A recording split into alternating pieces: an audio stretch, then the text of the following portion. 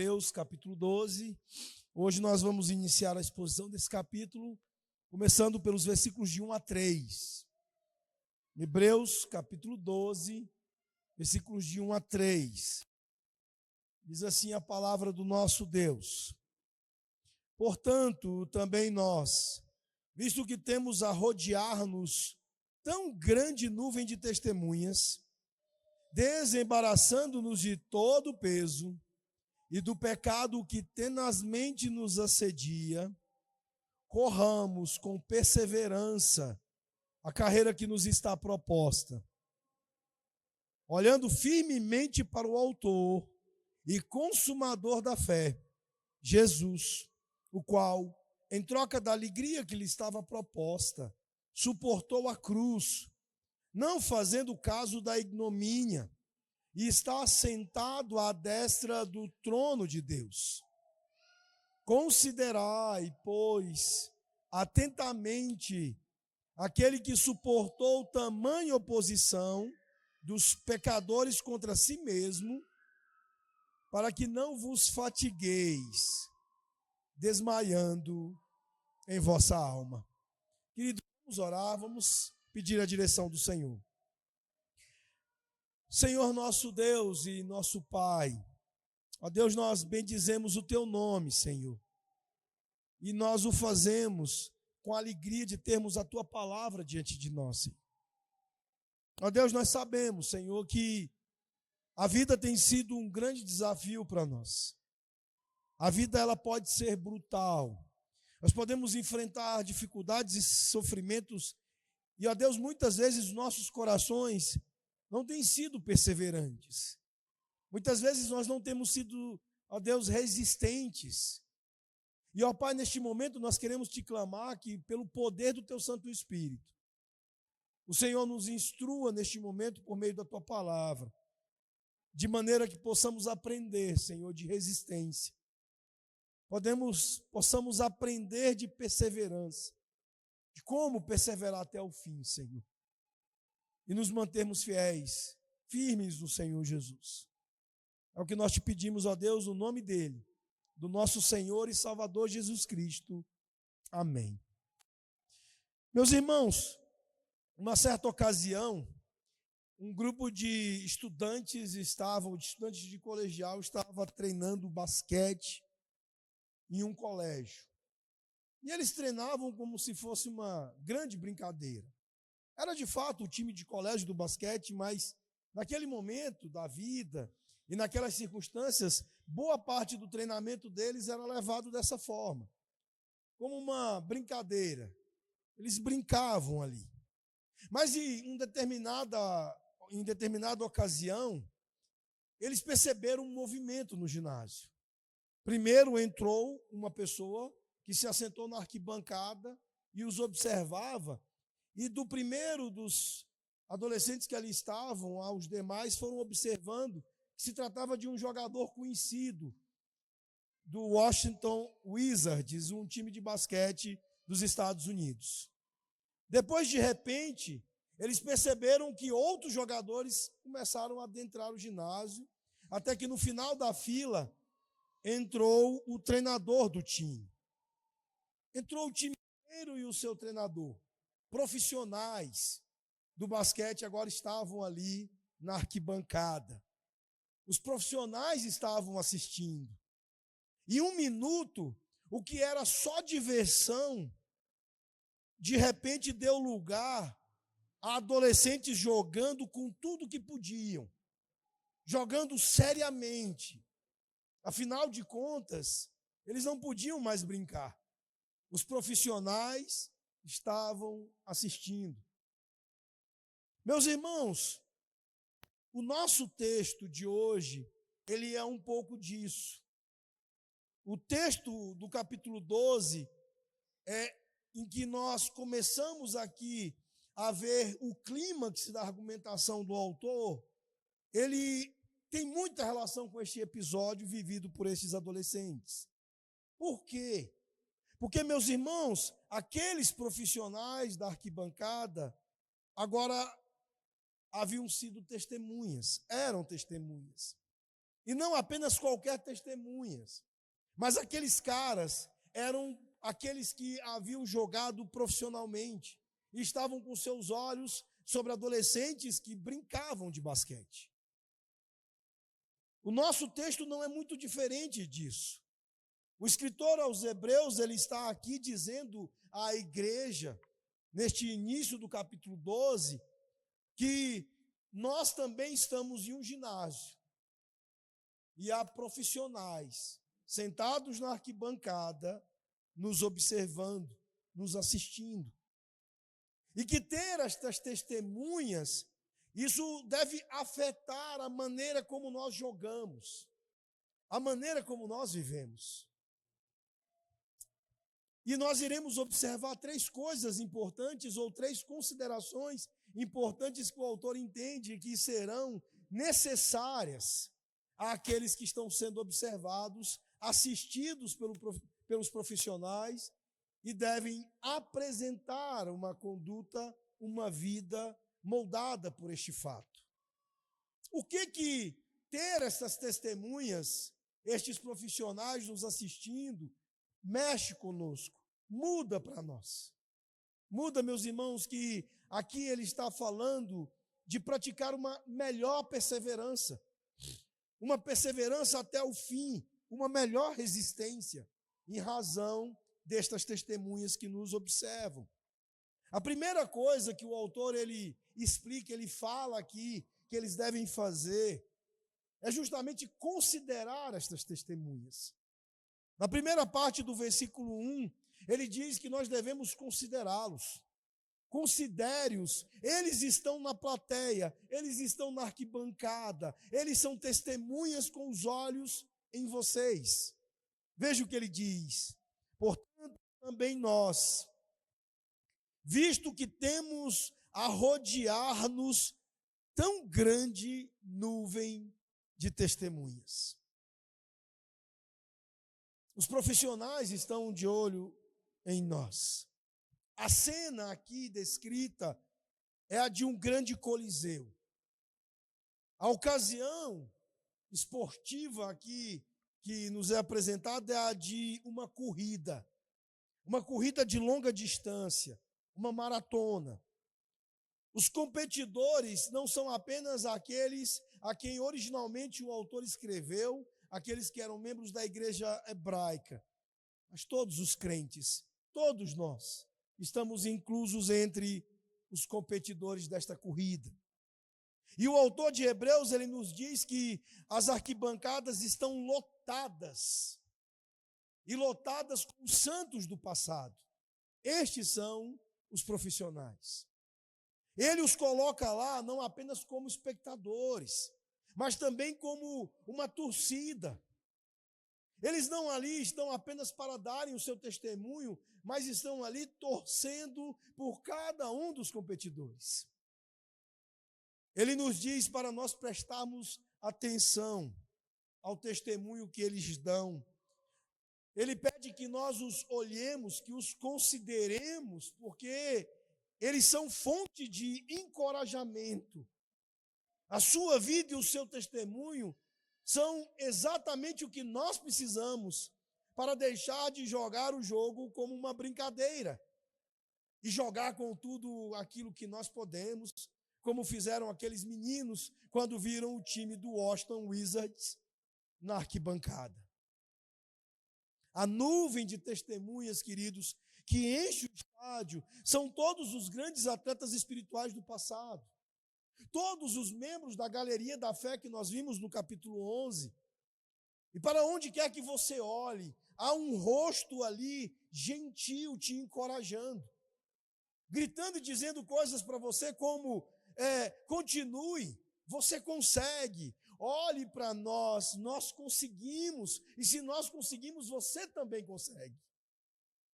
É como se você olhasse e visse Abel dizendo, olha, mesmo que as coisas se abatam sobre você e a morte venha sobre você, vale a pena estar com a fé com Jesus.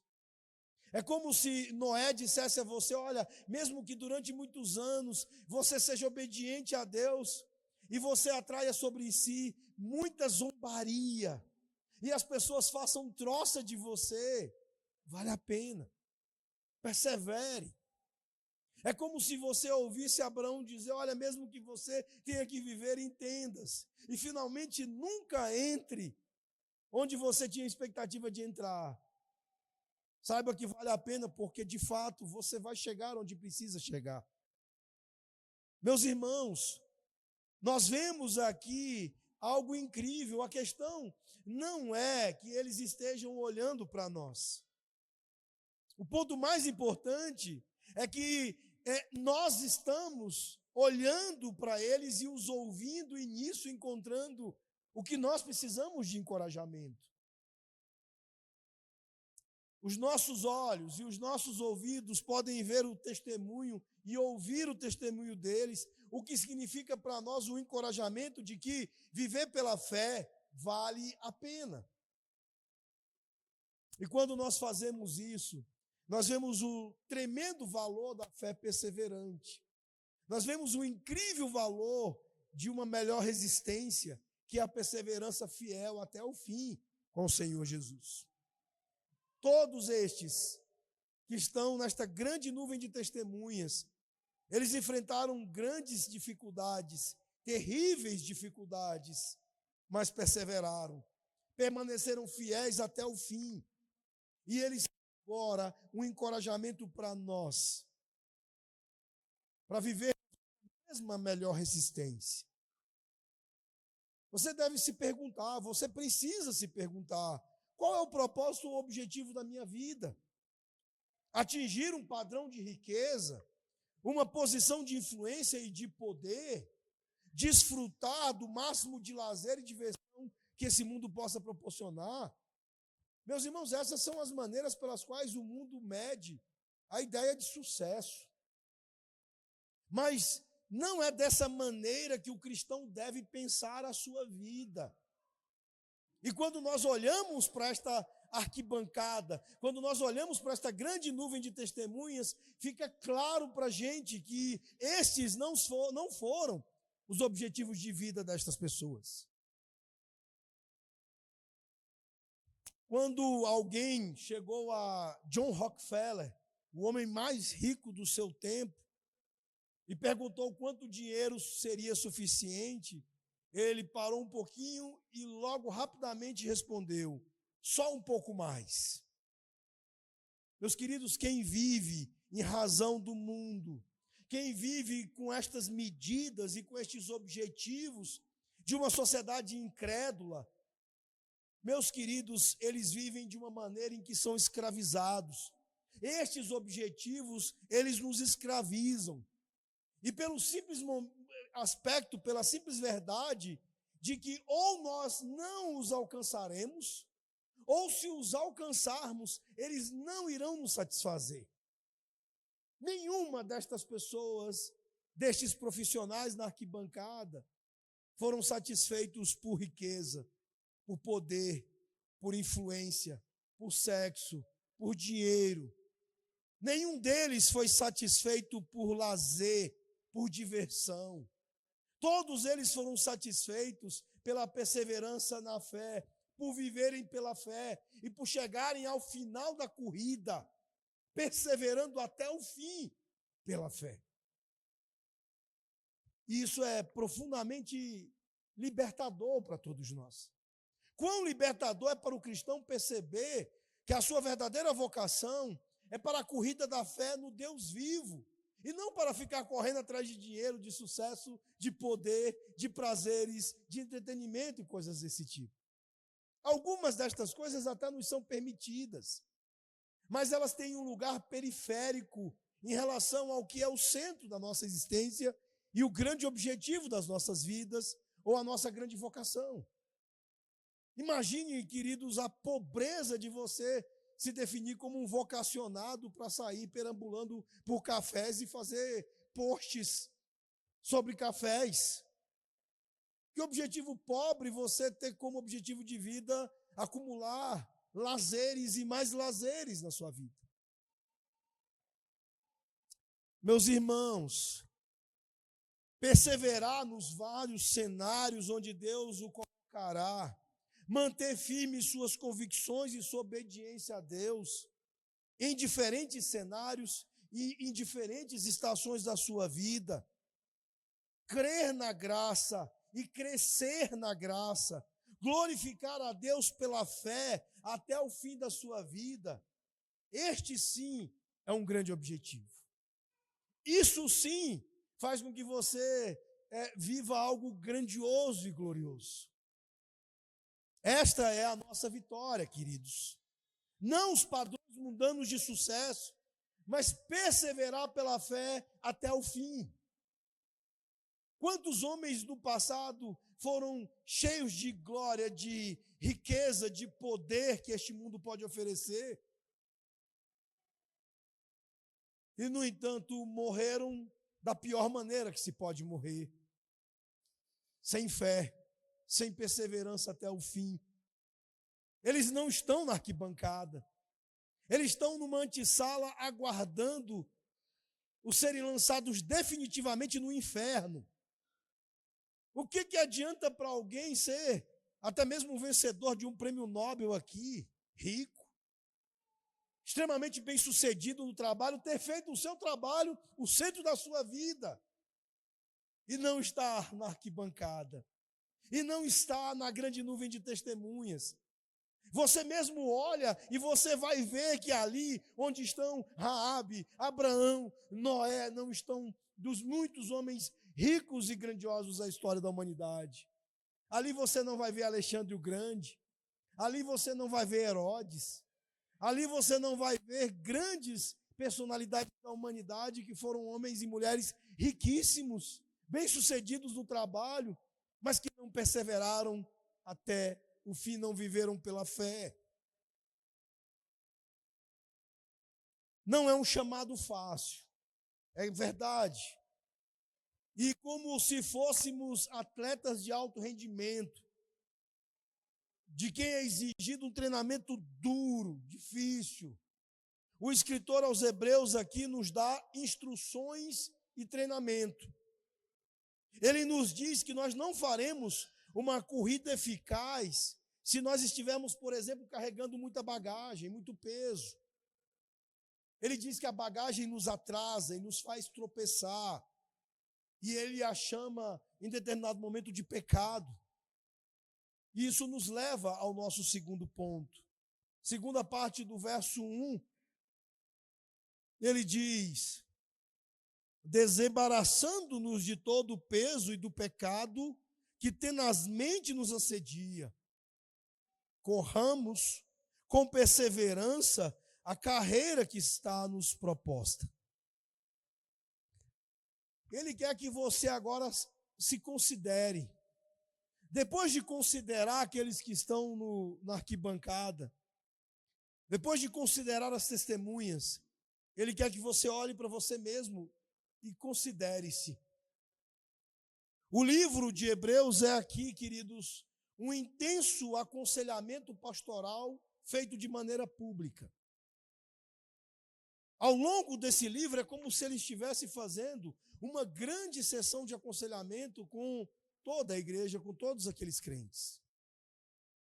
E em cada ponto deste aconselhamento, o autor ele quer que os seus leitores eles entendam como eles serão o tipo de pessoa que pode lidar com as realidades brutais da vida. Como você pode ser uma pessoa resiliente, resistente? Como você pode ser alguém perseverante? E é óbvio que, num dado momento, você precisa partir para olhar para o seu próprio coração, olhar para a sua própria vida e a considerar naquilo que precisa ser mudado, naquilo que precisa ser ajustado. Em grande medida, quando ele se vira para eles, fazendo-os olhar tudo aquilo que tem embaraçado e os dificultado aqui na corrida da fé, é como se ele estivesse alcançando aqui o clímax da sua argumentação. Provavelmente, meus irmãos, esta consideração, esta análise, ela é mais necessária hoje nos nossos dias do que foi na época em que esse texto foi escrito. Nunca houve, queridos, uma cultura com um limiar de dor mais baixo do que o nosso. Apesar da gente não enfrentar dificuldades da natureza que estes irmãos aqui estavam enfrentando, nós sentimos dor muito mais fácil. Nunca houve uma cultura em que as pessoas gritassem mais rápido do que a nossa. Talvez algumas coisas expliquem isso.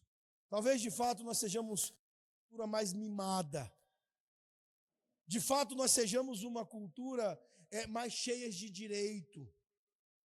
E por causa disso, a gente não aceita e não tolere nem muita dor, nem muita afronta, nem muita dificuldade. Mais do que aqueles daquela época, nós precisamos dessa consideração a nosso respeito.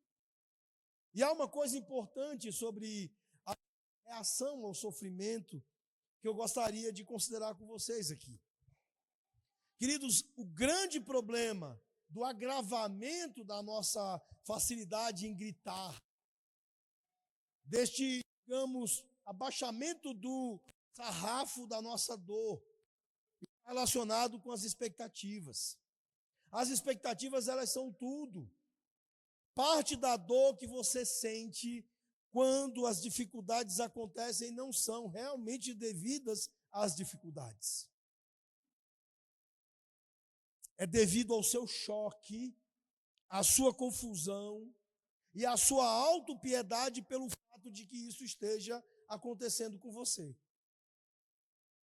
Provavelmente o que você experimenta, o que nós experimentamos hoje, é muito menos gravoso, muito menos difícil e doloroso do que foi para os nossos pais, os nossos avós e os nossos antepassados e aqueles que viveram nesse tempo aqui.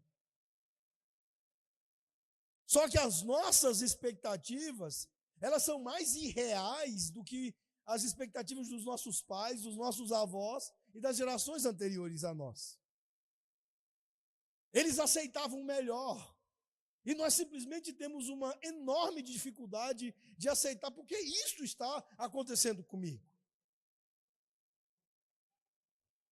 Meus queridos, nós experimentamos uma dor muito grande na nossa vida, não necessariamente por causa do evento, mas uma grande medida da dor que nós sentimos é pela nossa incapacidade de processar o evento,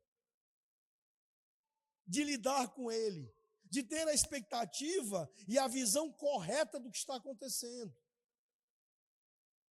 A maioria das pessoas, elas quando pensam em, eu quero glorificar a Deus.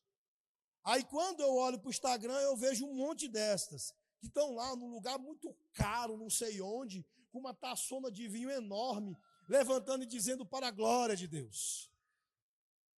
Os neocalvinistas são hábeis nisso.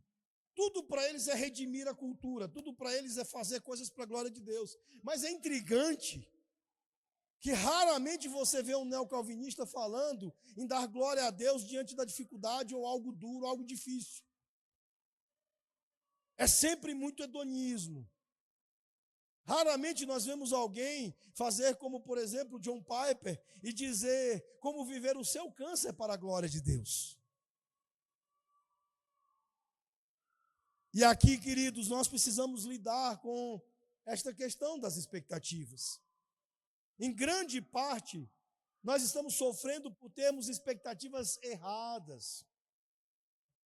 E a diferença de tudo isso tem a ver com a nossa preparação.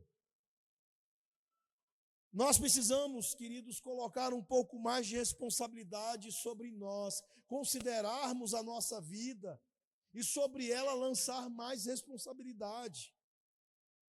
Veja, o texto ele está aqui fazendo isso. Ele diz, olha, deixe de lado todo o peso. O que significa isso? Para um nadador significa até mesmo escolher uma roupa de natação mais leve. Eles têm usado de muita tecnologia ao longo do tempo e isso tem contribuído e feito com que grandes nadadores cada vez mais estejam alcançando marcas mais baixas, de tempo mais baixo, recordes mais impressionantes. Tudo porque, de repente, usa-se um maiô mais leve. É isso que o atleta faz. O jogador de futebol hoje, ele usa uma roupa esportiva que é muito mais tecnologicamente preparada para dar a ele, durante o jogo, maior leveza, para retirar dele mais peso. Porque o que pesa reduz o nosso rendimento, reduz a nossa performance. O que pesa e reduz a nossa capacidade de reação pode ser um monte de coisas. Até mesmo coisas boas podem estar entre aquelas coisas que tiram o nosso rendimento. Aqui é preciso ter muito cuidado, porque nem todos os obstáculos, as coisas pesadas aqui, e o autor ele separa isso, porque ele diz, removendo o peso e o pecado, para deixar claro que nem tudo aquilo que pesa é pecado. Então, algumas coisas que talvez você tenha que se livrar delas, elas não serão pecado, elas são coisas boas, e que você estará removendo, porque você quer ter coisa melhor. Nós temos uma incapacidade grande de entender isso. A gente acha que se algo é bom, eu não devo remover da minha vida. Mas, pastor, isso é bom, a Bíblia não proíbe. Mas o critério, meus irmãos, não é você precisar remover apenas porque é pecado. Mas você remove porque aquilo está te atrapalhando de obter coisa melhor. Quantas vezes você não veio ao culto domingo de manhã ou domingo à noite, não guardou o dia do Senhor, porque eu me reuni com a minha família. Reunir com a família é uma coisa boa, pastor. Mas você quebrou o quarto mandamento da mesma maneira, querido. É como se você tivesse matado uma pessoa ou assaltado um banco. Nós vemos a lei de Deus de uma maneira tão terrivelmente seletiva que a gente não entende que pecado é pecado. E uma coisa boa como uma reunião familiar, ou ter amigos, ou sair com os amigos, podem estar te roubando rendimento. Pode estar te roubando de coisa melhor. E aí quando você estiver se afundando, lembre-se, é porque eu estou pesado. Mesmo que pesado de coisas boas. Um obstáculo, ele pode não ser um obstáculo para outra pessoa. Algo que pode ser pesado para mim pode não ser para outra pessoa. Um obstáculo pode ser uma coisa boa que está impedindo você de algo melhor. E você precisa entender que isso precisa ser removido. Pode ser uma amizade, pode ser um emprego, pode ser um lugar, pode ser um hábito, pode ser um entretenimento. Eu citei aqui um exemplo. Algumas famílias, lá na época que eu era adolescente, no Pará, o pastor e o conselho tinham pavor quando alguém falava que ia comprar uma chacrinha. Vocês se lembram dessa história? Não que ele não quisesse que os irmãos tivessem coisas boas, não que ele não quisesse que os irmãos evoluíssem patrimonialmente, adquirissem bens. Mas o problema é que o pastor já ficava preocupado, ele dizia, olha, esse irmão da chacrinha vai se afundar espiritualmente. Porque ele vai para a chacrinha na sexta-feira à noite e só vai voltar domingo à noite, depois lá pelas tantas da noite, e ele não vai vir mais aos cultos. Ele vai quebrar o quarto mandamento, ele vai ofender o Senhor Deus e ele vai se afundar na miséria espiritual. Uma coisa boa, uma chacrinha é uma coisa boa. Mas que pode te tirar rendimento, pode te roubar rendimento naquilo que é melhor, naquilo que é mais importante. O teu prazer, o teu entretenimento, a tua alegria são mais importantes do que a alegria e o prazer de estar na presença do Deus vivo, o adorando e obedecendo a Ele. Então o teu Deus é o entretenimento e não o Deus vivo. Meus irmãos, a menos que você esteja conseguindo render que você esteja conseguindo correr como deve correr a corrida da fé. Coisas precisarão ser removidas da sua vida para que você alcance este rendimento. Se essa coisa serve como um peso para desacelerar a sua vida cristã, então você precisa jogar esta coisa fora. Pode ser uma bicicleta daquelas bacanas de ciclista, que faz com que você participe do grupo que esteve aqui hoje de manhã, no dia do Senhor, no domingo, na Feira da Alma, envolvido com ciclismo, e ainda atrapalhando o culto de uma comunidade de fé. Talvez seja uma bicicleta que você tem que remover. Talvez sejam muitos compromissos com o futebol. Nós gostamos de futebol aqui na nossa igreja. Nós temos na quinta-feira o futebol. Mas quantas vezes o futebol vai te roubar rendimento e vai desacelerar a sua vida cristã? Porque você não se contenta com pouco futebol. Você quer muito futebol. Pode ser um monte de coisa, queridos. Coisas boas e que você precisa remover, jogar fora da sua vida. O que significa correr com perseverança a carreira que nos está proposta? A palavra aqui que nos responde essa pergunta é a palavra agon. A palavra corrida no grego aqui é agon, que é a palavra que dá origem à expressão que nós usamos para agonia, apontando para um profundo teste de resistência física. Essa metáfora atlética é importante aqui, porque ela está nos trazendo algumas verdades importantes. Por exemplo, o sofrimento é necessário. O atleta sabe disso. No pain, no gain. Né? Sem esforço, sem dor, não há ganho. Quem vai para a academia sabe disso, que nos primeiros dias de exercício é aquela dor do caramba. Né? Você sente dor até na alma, em alguns casos, a depender da falta de condição física, né? Veja, sem o exercício, sem o sofrimento, sem a tribulação, você será uma pessoa superficial, você vai ser alguém imaturo. É como alguém que não pratica exercício, que não pratica atividade física. Não tem resistência nenhuma. Mas ele também aponta para a verdade de que quanto mais fraco você se sente, mais forte você fica. Essa é uma das verdades também para aqueles que fazem exercícios. É assim que o exercício funciona. Porque se enfrentar os problemas da vida da maneira certa faz você sentir como se sua fé estivesse ficando mais fraca, a sua paciência mais fraca, a sua coragem mais fraca, então você vai começar a perceber que você não vai sentir que está ficando mais forte, mas você está. Quantas vezes você aumenta o peso na academia e você se sente fraco, você não se sente em condições de puxar aquilo. Mas na verdade você está ficando. Você está aumentando a sua resistência. O cara que não corre, ele não sente cansaço.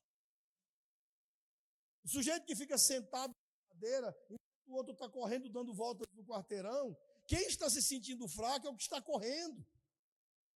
O que está parado está ali, sem sensação nenhuma. Nem de dor, nem de fraqueza, mas é aquele que enfrenta, é aquele que corre, que por mais que esteja se sentindo fraco, por mais que esteja se sentindo impaciente, por mais que esteja se sentindo sem coragem, na verdade está forte, paciente, corajoso.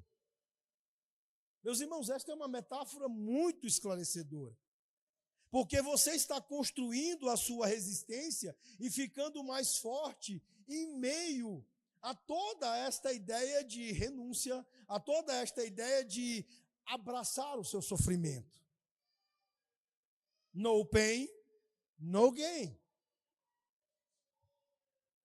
A vida, queridos, com as suas dificuldades, ela é uma luta agonizante. Mas, no entanto, há um propósito nisso. Da mesma maneira que a atividade física pesada é difícil, traz dor, há um propósito ali.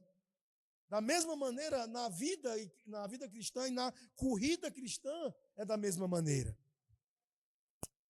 Mas veja, o texto diz que nós precisamos nos livrar do pecado, daquilo que nos traz peso, se nós de fato quisermos correr com perseverança. Mas além disso, além de estarmos olhando para os nossos corações, para a nossa vida, para que possamos fazer todo esse planejamento e executar todo esse treinamento, o autor ele entende que algo mais precisava ser apresentado àqueles crentes ali. Ele entende que nós precisamos de uma motivação, e de uma motivação muito mais positiva.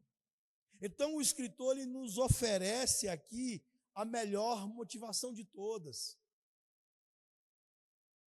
Ele diz no verso 2 e 3, olhando firmemente para o autor e consumador da fé, Jesus, o qual em troca da alegria que lhe estava proposta, suportou a cruz, não fazendo caso da ignomínia, e está assentado à destra do trono de Deus. Considerai, pois, atentamente aquele que suportou tamanha oposição dos pecadores contra si mesmo, para que não vos fatigueis desmaiando em vossa alma. Em relação ao mesmo motivador, ao Senhor Jesus, ele usa duas expressões, dois verbos, olhando e considerai. Queridos, nós precisamos fixar nossos olhos em Jesus. É assim que você lida com os sofrimentos. É assim que você lida com as brutalidades da vida. É assim que você lida com o quanto este mundo, esta vida, podem ser dolorosos para você. Em outras palavras, ele está dizendo para vocês o seguinte: olha, você está afundando por causa do que está vendo. Pare de olhar para o que você está olhando e olhe para Jesus. Você pode estar afundando porque carrega peso demais, porque dá mais valor ao entretenimento, a conforto, do que a obediência à lei do Senhor. Você pode estar afundando porque há pecados na sua vida que você não remove. Mas agora o autor, em termos motivacionais, ele está dizendo, olha, a sua motivação está errada. Você está querendo viver a vida cristã olhando, por exemplo, para o lugar errado. No casamento, muitas pessoas estão olhando e até buscam, por exemplo, participar de um curso de casais, de uma conferência, de alguma coisa, mas eles não estão olhando para Jesus. Eles estão olhando para um casamento que eles estão idealizando, que eles estão estabelecendo, e falando, olha, daqui a alguns dias o meu marido vai ficar assim, ou a minha esposa vai ficar assim. E este não é o olhar para Jesus. Esse é olhar para aquilo que você está definindo para você mesmo como seu lugar de redenção. Como lugar de redenção para o seu casamento. Meus irmãos, fixem os olhos em Jesus. Muitas pessoas pensam no que Jesus fez de uma maneira muito abstrata. Apesar de saber o que Jesus diz, elas estão fixando os seus olhos e suas mentes em outras coisas. Ao invés de confiar na obra de Jesus, ao invés de confiar no que Jesus fez e faz, elas estão confiando naquilo que nós chamamos de carne. Na sabedoria mesmo que derivada do cristianismo, na sabedoria mesmo que derivada, no conhecimento mesmo que derivado da Bíblia. Eles estão confiando em esforços, não no trabalho do Salvador, não na obra de Jesus. Eu já disse para vocês várias vezes, todos nós temos uma plaquinha onde está escrito Jesus trabalhando, e todos nós estaremos no ponto, ou no lugar, ou na condição em que Jesus colocar, no tempo que Jesus quiser colocar, da maneira como Jesus quiser colocar. Se ele quiser acelerar a santificação de alguém, ele vai fazer isso. Se ele quiser fazer mais rapidamente o trabalho no marido ou do que na esposa, ele vai fazer. É por isso que os teus olhos não podem estar nos resultados que você determina. Os seus olhos precisam estar naquele que é o Salvador e que é o Salvador soberano, que faz do jeito que ele quer e não do jeito que você quer, no tempo dele e não no seu.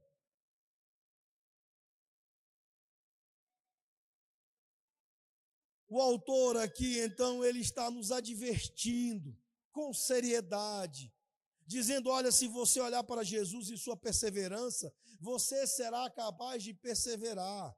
Se você não está perseverando, é porque você não está considerando a resistência de Jesus. Olhe para Jesus. Veja o que ele fez por você. Retorne todos os dias ao Evangelho da graça de Deus. Lembre-se, você foi salvo porque você creu que Cristo morreu pelos seus pecados, que ele pagou a pena por você, para que você pudesse ser perdoado e ter a vida eterna. Então agora viva assim.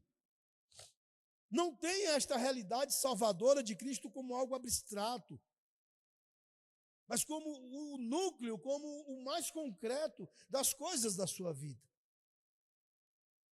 Veja, olhe, não é apenas o Evangelho que o salvou, mas é o Evangelho que o manterá em movimento, é o que o autor está dizendo.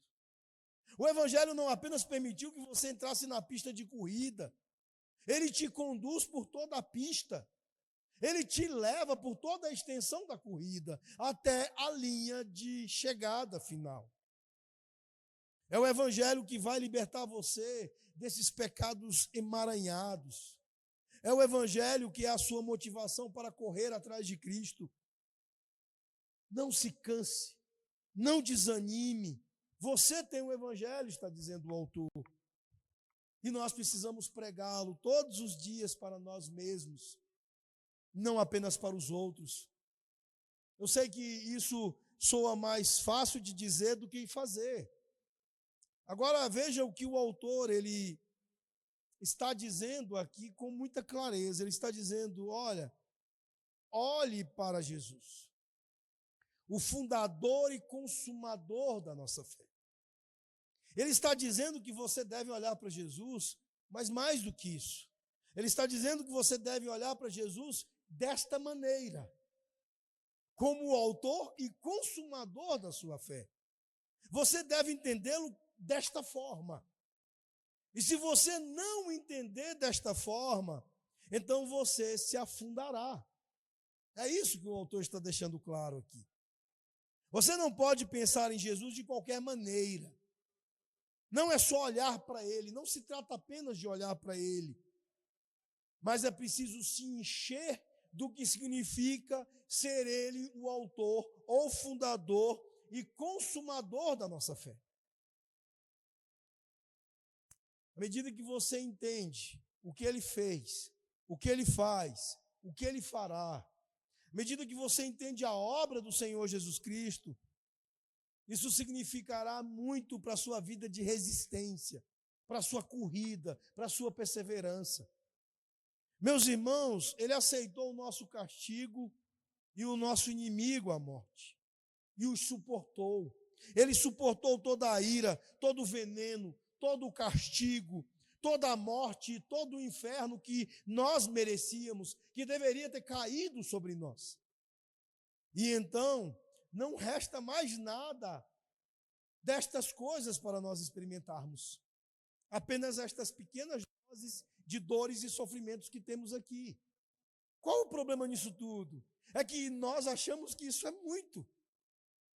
A gente se esquece do quanto era muito o que nós tínhamos para receber e ele recebeu por nós.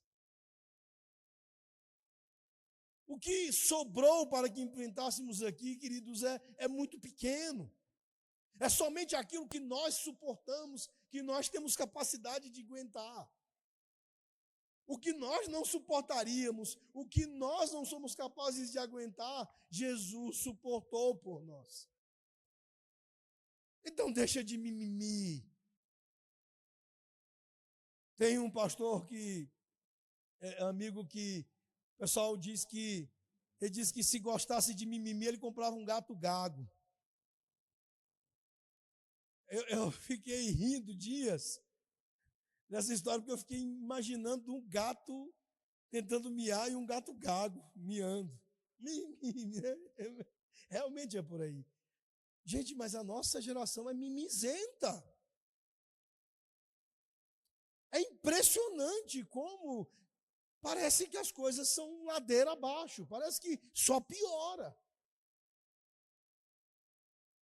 A capacidade de resiliência, de resistência, ela está num nível muito baixo, muito pequeno. E simplesmente porque não olhamos para Jesus.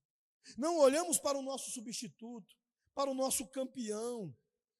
E se você está unido a Ele pela fé, você está livre da culpa pelos seus pecados, como se você mesmo tivesse sofrido isso. Mas não é só isso, queridos. O texto ele também nos encoraja aqui porque ele deixa claro que nós precisamos considerar, não apenas olhar as coisas que Jesus fez, atentamente aquele que suportou tamanha oposição dos pecadores contra si mesmo, para que não vos fatigueis desmaiando em vossa alma, também pelo fato de que ele se fez obediência por nós. Ele também veio e viveu uma vida perfeita. Ele se levantou contra todas as tentações do mundo, a carne e o diabo. Ele fez tudo o que nós devemos fazer. Ele amou a Deus de todo o coração, alma, força e mente. E nele nós encontramos estas coisas e encontramos esta capacidade espiritual. Quando você crê em Jesus Cristo, a sua justiça se torna sua. Quando Deus olha para você, Ele vê a perfeita justiça de Jesus, o que significa que Ele lhe dá, se você é de fato um cristão, todo o amor e toda a honra que Ele daria ao seu filho. E Ele te ama tanto, meu irmão e minha irmã, como se você tivesse feito aqueles atos maravilhosos de obediência de Jesus, como se você tivesse praticado a coragem que Jesus praticou, como se você fosse aquele que dissesse registro de fidelidade que Jesus fez por fulano de tal. Em outras palavras, se Jesus é seu archegos, você é perfeito nele, não há condenação nenhuma. Então para de mimimi, abrace a realidade dessa vida, abrace um pouco de sofrimento, abrace um pouco de corrida, de luta, de agonia, de fadiga física. Suporte um pouco, persevere, tenha resistência. Eis porque Cristo Jesus relaciona com o cristão de uma maneira totalmente diferente, meus irmãos, de todas as outras religiões. Ele está com você durante toda a corrida, ele sustenta você, ele apoia você durante toda a corrida. Ele é a sua força. Quando nós olhamos, por exemplo, para outras religiões, o que nós vemos? Por exemplo, Maomé, Krishna e tantos outros fundadores de religiões, por mais que eles sejam os fundadores da fé daquela religião, queridos, eles são apenas isso, apenas os autores. Eles começam a pessoa na religião, eles dizem, este é o caminho para chegar a Deus, este é o caminho a seguir. Só que aí ele vira e fala, faça estas coisas, faça você. Eles colocaram você, por assim dizer, em liberdade condicional, e eles dizem, olha, nós podemos começar, mas você tem que terminar. Agora Jesus Cristo é diferente. Ele não diz apenas como chegar a Deus. Ele realiza isso para você, porque Ele não é apenas o seu autor, Ele é o consumador da sua fé. Ele não apenas coloca em você em liberdade condicional, mas Ele cumpriu a aprovação por você. O que você não dava conta, o que você não conseguia, o que você não era capaz de suportar, Ele suportou por você. Se você crê nele, Ele colocou você muito além da aprovação para sempre. Como diz a Escritura, portanto, agora nenhuma condenação há para aqueles que estão em Cristo Jesus. Agora, por outro lado, se você simplesmente desistir, você não crescerá nada. Não se esqueça que Jesus, Ele suportou. E se você está com problemas agora, com dificuldades agora, a melhor coisa que você pode fazer é obedecer. Basta obedecer. O que isso significa, queridos? Significa que quando as dificuldades virem, quando você estiver sofrendo, você não desiste, mas continua orando. Que quando você estiver em meio a dificuldades e sofrimentos, você não desiste e continua lendo a Bíblia. Você continua vindo à igreja. Você continua guardando o quarto mandamento e vindo aos cultos. Você continua sendo gentil com as pessoas. Você continua servindo. Você continua se arrependendo de seus pecados, porque você não desiste. Veja que são todas coisas ao nosso alcance. São todas coisas que nós conseguimos, porque Ele fez tudo o que precisávamos e suportou o que não éramos capazes. Isso transformará em alguém de grandeza, alguém de compaixão, coragem e fé, de maneiras que você nem pode imaginar ainda. Imagine você se tornando como um George Miller. Imagine você se tornando como um Abraão, como Paulo, como Pedro, quando todos esses rostos que estão na arquibancada. Eu fico imaginando aqueles adolescentes tentando jogar o basquete ali, que no máximo do que eles podiam, e dando uma entreolhada entre as jogadas, uma entreolhada para a arquibancada, e cada um deles se imaginando como um dos jogadores do Washington Wizards. Imagina o que é para uma molecadazinha do Sub-17, quando vem os profissionais chegando, e eles olham, eu queria ser como aquele ali, não, eu queria ser como aquele outro. A grande questão é que você pode. Se você não desistir, se você resistir, se você ficar de pé, se você suportar, como Jesus ficou de pé, suportou, resistiu, você vai crescer. Jesus, ele olhou o quadro geral e ele suportou, e você precisa fazer o mesmo. Ele não abandonou a sua posição e você precisa fazer o mesmo. Fixe seus olhos em Jesus, o autor e o consumador da nossa fé. Que Deus os abençoe.